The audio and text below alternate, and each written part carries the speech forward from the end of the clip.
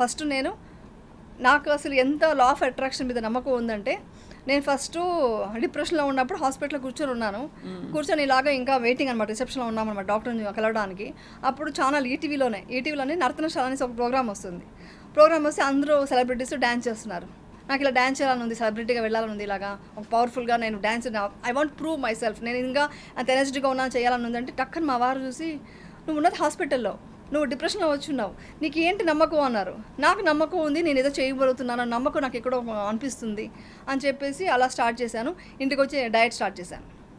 Diet, fruits అని, అదని ఇదని, అంటే ఫుల్ స్ట్రెస్ అయిపోయి ఉన్నాను. అవన్నీ పోగొట్టుకోవాలి ఫస్ట్‌లోనే మెడిటేషన్ స్టార్ట్ చేసి, మీరు నమ్మరు, నాకు అప్పుడు విపశ్యన తెలీదు. నేను ఊరికి దీంట్లో అంతా అక్కడక్కడ యూట్యూబ్లో అక్కడ చూసి ఇక్కడ చూసి అక్కడ బుక్ చదివి అన్నీ నేర్చుకొని, మహావతార్ బాబాజీ ఉన్నారు కదా, ఆయన బుక్స్ అన్ని చదివి ఆయనలాగా, అంటే నాకు ఎప్పటి నుంచో ఉంది చూడండి, నాకు ఒక సోల్ ప్లాన్లోనే ఉంటుందంట ఇవంతా. సో నాకు ఆ మహావతార్ బాబాజీని తలుచుకుంటూ మెడిటేషన్ స్టార్ట్ చేశాను. నేను ఇప్పటికీ వాట్సాప్లో ఎవరు ఎప్పుడన్నా ఆయన ఫోటో పెట్టారంటే, ఏంటి ఏడ్చావా అందుకే ఆయన ఫోటో పెట్టావని అడుగుతుంటారు మా ఫ్రెండ్స్ అంతా. ఒక తెలిసిపోతుంది. సో అలా స్టార్ట్ చేసుకుంటూ మెడిటేషన్ చేసుకుంటూ ఐ వాంట్ టు వర్క్, నేను ఏదో సాధించాలి, ఏదో చేయాలి. అంటే you fat your depression like that. Yeah, అలా బయటకు వచ్చాను. నేను వచ్చాను. ఒక టాబ్లెట్ తీసుకుంటూ ఒక డాక్టర్ దగ్గరికి వెళ్ళలేదు. నాకు నేనే మోటివేట్ చేసుకుంటూ మెడిటేషన్ 6 hours మెడిటేషన్ చేసేదాన్ని. అంటే పిల్లలు వెళ్ళిపోయాక ఏం చేస్తాం, ఇంకా ఆ టైం అంతా నేను ఇలా చేసుకున్నాను.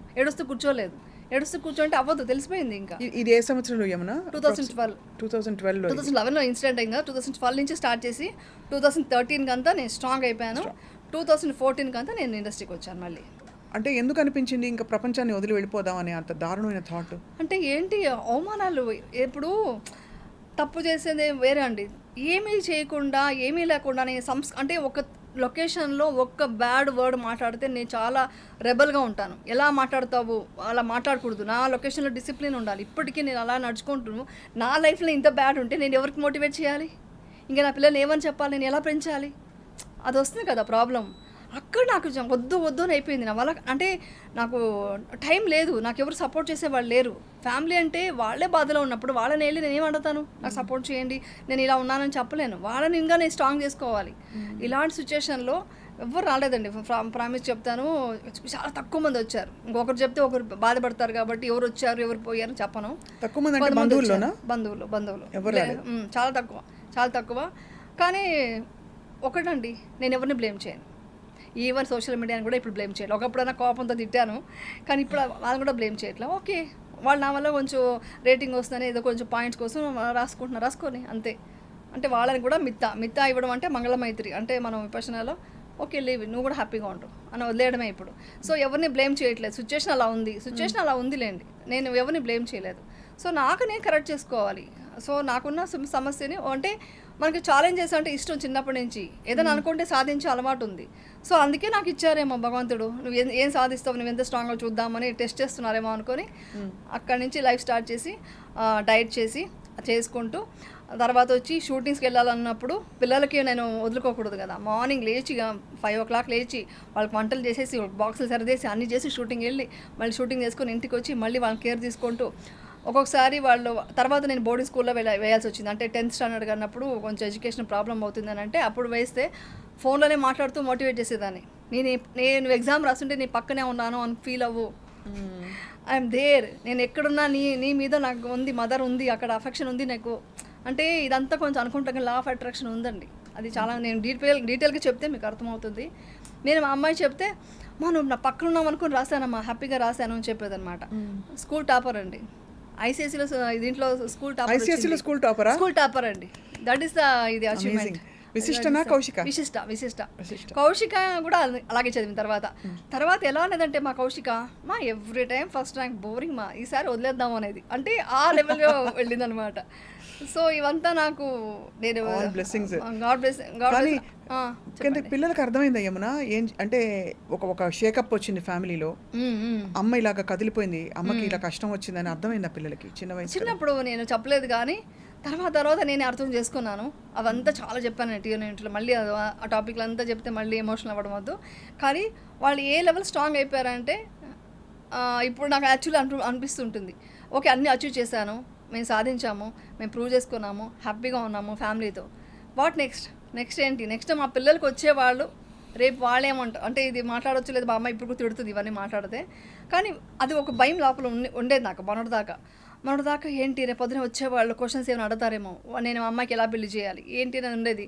మా అమ్మాయి ఒకటే చెప్పింది, అస్సలు మనల్ని నమ్మి మనల్ని అర్థం చేసుకొని వచ్చేవాళ్ళు వస్తారు, వచ్చినప్పుడే మనం వాళ్ళకి ఇచ్చేద్దాం. మనకు రెస్పెక్ట్ లేని చోటు మనకు అనవసరం. మనం సెల్ఫ్ రెస్పెక్ట్తో ఇంత స్ట్రాంగ్గా మనం ఎవరి మీద డిపెండ్ అవ్వకుండా ఉన్నాను నేను. తను ఇప్పుడు వర్క్ చేస్తుంది ఇండివిజువల్గా, తను మంచి అవార్డు తీసుకుంటుంది కూడా ఒక ఆఫీస్లో దీంట్లో. సో నేను ఆ పొజిషన్ ఉండేటప్పుడు ఎందుకు ఎందుకు ఎందుకు బాధ అవుతావు, ఎందుకు పట్టించుకుంటావు వేరే వాళ్ళ గురించి, అలా అంత స్ట్రాంగ్గా ఉన్నారు ఇప్పుడు. బాగా అర్థం చేసుకున్నారు పిల్లలైతే, చాలా స్ట్రాంగ్గా ఉన్నారండి. నాకంటే స్ట్రాంగ్ వాళ్ళే యాక్చువల్లీ. నేనే కొంచెం సడన్గా ఎంతైనా మదర్ కదా, కొంచెం ఒక స్టెప్ వెనక్కి వెళ్ళినా మళ్ళీ నాకు పుష్ ఇస్తారు వాళ్ళు. సో అదనమాట. కానీ గ్రేటెస్ట్ థింగ్ అంటే మామూలు వ్యక్తులు సోషల్ మీడియా ప్రేక్షకులు ఎవరన్నా అంటే కూడా చూసి చున్నట్టు వదిలేయచ్చు. కానీ మీ ఫ్యామిలీ అంటే ఎవరి కోసం అయితే మీరు సినిమా ఇండస్ట్రీకి రావాల్సి వచ్చిందో వీళ్ళందరూ కూడా బహుశా మీకు ఇవ్వవలసినంత సపోర్ట్ ఇవ్వలేదని వినికిడి. అవును, నిజమే. యాక్చువల్లీ ఏంటంటే చిన్నప్పటి నుంచి నాది త్యాగం. అంటే నేను ఇప్పుడు త్యాగం ఇప్పుడు అనకూడదు, మనం కోరుకొని వచ్చాము. ఇప్పుడు అంతే ఒకప్పుడు అనుకునేదాన్ని, ఇంత కష్టపడ్డాను, ఇంత ఫ్యామిలీ కోసం చేశాను, నన్ను ఎవరు అర్థం చేసుకోవట్లేదని. ఇప్పుడు అవంతా అనుకోవట్లేదు. ఎలా అంటే మనం ఏదో విధంగా మనం సాయం చేసాము, మళ్ళీ దాన్ని ఎక్స్పెక్ట్ చేస్తున్నామంటే అది స్వార్థం అవుతుంది కదా. సో మనకు దేవుడు ఎక్కడి నుంచో మనకు లైఫ్లో బాగున్నాం కదా. సో మనం చేసిన సాయం ఎక్కడా పోలేదు, అందరూ బాగుండాలని కోరుకునేదాన్ని చిన్నప్పటి నుంచి అండి. అందరూ బాగుండాలని కోరుకోండి, ఫ్యామిలీ కోసమే ఇండస్ట్రీకి వచ్చింది నేను. ఫ్యామిలీ బాగుండాలని కోరుకున్నా, బాగున్నారు, అందుకు హ్యాపీ పడతాను. అంటే you wanted to settle everybody down. అంతే, అదే ఉండేది నా మైండ్లో. ఇప్పుడు అదే పోరాటమేనండి, అది ఏ టైంలో ఇది ఉందా కానీ చిన్నప్పటి నుంచి. యమునకి ఏం కావాలి అని ఎప్పుడైనా అడిగారా? ఇంత మంచి క్వశ్చన్ అడిగారండి. మీరు నన్ను ఎమోషనల్గా కనెక్ట్ చేయాలని చూడకండి మీరు. ఇంతవరకు మా పిల్లలు తప్ప ఎవరు అడగలేదు. అంటే మా హస్బెండ్కు తెలియదు ఏం అడగాలి అని, తెలియదు ఆయనకి. అంత ఇస్తున్నాం కదా అని అనుకుంటారు. నీకేం కావాలి అని అడిగింది మా మదర్ కొంచెం అడిగారు, తర్వాత మా పిల్లలే అండి. ఇంకెవరు వచ్చి ఇంకా వాళ్ళని అడగరు.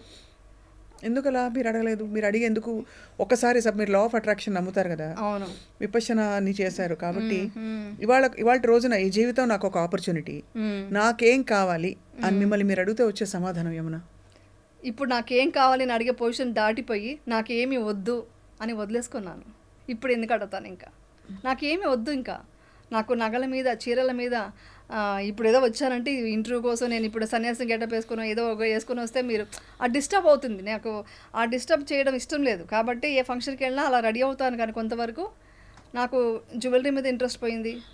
హౌసు, బంగ్లాలు, కార్లు ఏమీ లేదు, నథింగ్, ఏమీ లేదు.